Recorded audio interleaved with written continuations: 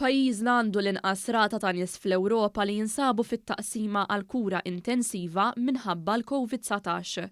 Għal dan id-Deputat Prim Ministru u Ministru għas-Saħħa Chris Fearn fuq il-programm Sibt il-Punt fuq One Radio fejn irrimarka wkoll li t-tilqim qed iħalli effett pożittiv. Każijiet serji qed naraw ftit.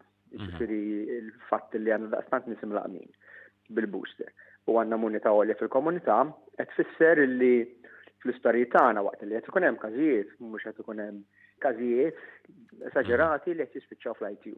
U l-ITU tagħna qed ikollna 4-5 pazjenti illi hija l-inqas rata ta' persuni fl-ITU fl-Ewropa.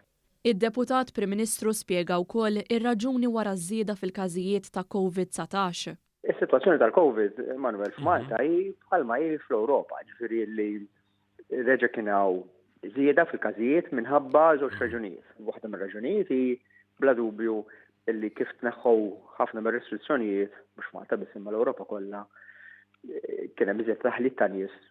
Però wkoll kellna dal-varjant ħarira differenti mill-Omicron ta' qabel, jista' jkun li huwa ħarira inqas anzjali imma jinferex iżjed. U allura nara ħafna iżjed nies fil-komunità illi huma pożittivi. Fearn spjega li din il-ġimgħa bdew jitlaqmu bit-tieni doża tal-booster persuni li għandhom immunità baxxa u anzjani fid-djar tal-anzjani. It-teħid tat-tieni doża addizzjonali qed isir fuq bażi volontarja u mhux ser jaffettwa l-istatus ta' persuni mlaqma fuq iċ-ċertifikat tal-vaċċin.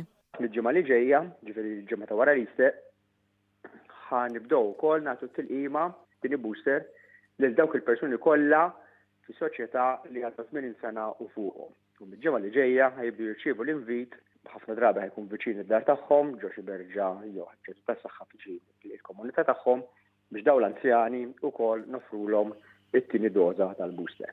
Il-Ministru għas-Saħħa stqar li anki Malta qed tagħmel il-parti tagħha biex l-immunità madwar id-dinja dejjem tissaħħaħ billi tagħti donazzjonijiet lil pajjiżi fejn ir-rata ta' tilqim baqgħet baxxa. Fil-fatt Malta għadha kemm bagħtet 200,000 doża lil Kosta tal-Avorju bħala donazzjoni.